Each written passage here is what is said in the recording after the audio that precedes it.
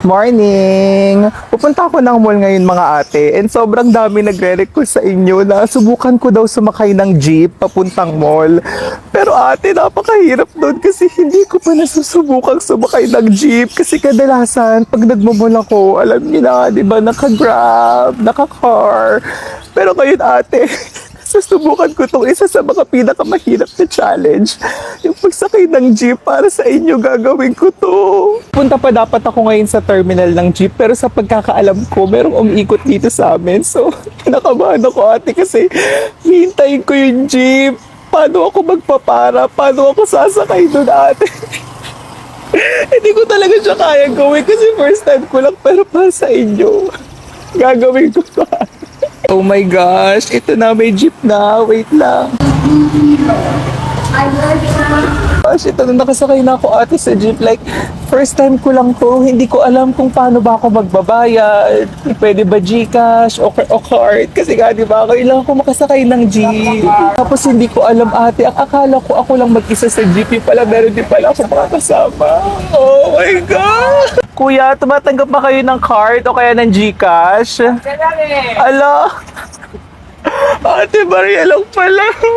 I-check ko kung meron akong Maria dito. Hindi ko pala magagamit tong card tsaka yung GCash ko dito. Pero titignan ko kung meron ba akong cash na dala. Oh my gosh. Hindi ko ina-expect na coins pala yung babayad sa jeep. Kasi di ba pag nag-grab, laging card lang. So ayan, meron ako ditong 20 pesos. So feeling ko okay naman na to. Kuya, magkano po pamasahe sa jeep? Easy.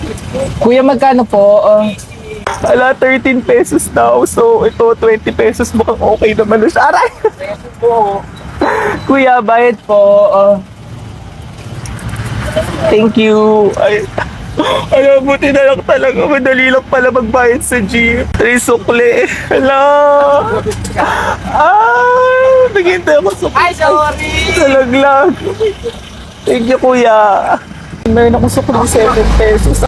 Hindi ko alam na ganito pala experience sa jeep na may mga pumapasok pala ng mga ibang mga tao. Pero, alam, nagsishake yung jeep. Kasi, doon nakaraan, di ba sa e-jeep ako sumakay? Pero kasi, air condition kasi doon. Pag jeep pala, akala ko pa air condition. Pero, wala pala. Tinitiis ko na lang. May mga tao rin pala sa jeep, mga ate. Ang akala ko talaga sa jeep, ako lang mag-isa.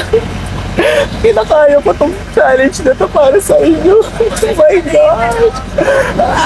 Hirapan naman ako dito sa jeep kasi tignan nyo, alam niyo yun yung ang baba-baba niya. Oh my God, tignan nyo.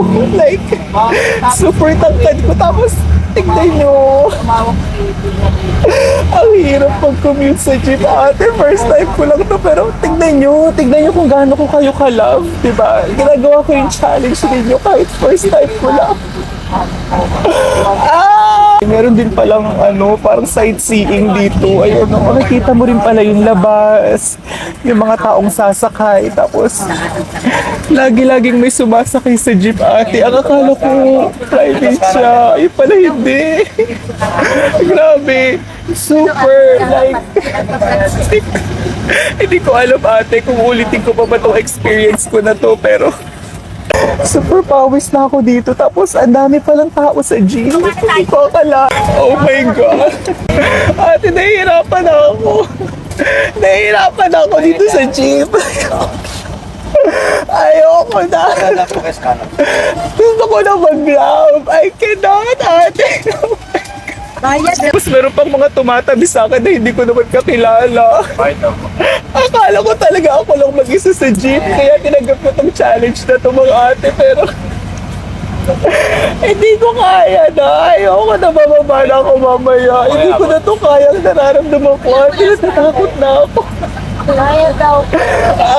Tapos pinaabot pa ako ni ate ng bayad niya. Like, hello, hindi ako sa...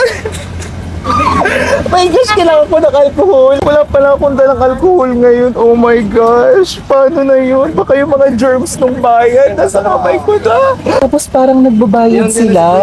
Yung parang inaabot nila yung mga coins kay kuyang driver. Eh di ba kasi parang dapat parang auto bawas na, di ba, sa credit, sa card o kaya sa mga GCash. Pero sila ate, nagbabayad sila. Like, Di ba? Hindi ko alam na ganito pala yung experience sa jeep. Grabe. Bilang first time ko lang to. Hindi ko makakalimutan to experience ko sa jeep. Malapit na akong bumaba. So, anong sasabihin ko pag bababa na ako ng jeep? Ay, kuya, malapit na akong bumaba ha. Wait lang. Oh my gosh. Kinakabahan na ako ate kasi di ba pag nag-book, alam na yung bababaan. Pero sa jeep, ako pa yung magsasabi. Tapos ang dami pang tao. Tingnan nyo like, nakakaya. Oh my God. Ah! Ano sasabihin ko ba? Stop na. Sige. Kuya, pa-stop na po ng jeep. Ay- Oh my God. Grabe yung experience. Meron pa ditong mga bata nakikishoutout daw sila. Ah, pinapaalala nila sa akin. Yung naramdaman ko nung kumain ako ng sardinas ate. Ginawa ko siya. Kasi challenge niyo ako. Ko na kaya. Yay! Andito na ako ate. Akala ko talaga hindi ko kakayanin yung pagsakay ng jeep. Kasi nga diba first time ko lang yun. So hindi ko talaga alam. Hindi ko talaga alam yung gagawin ko. Pero buti na lang talaga kinaya ko siya mga ate.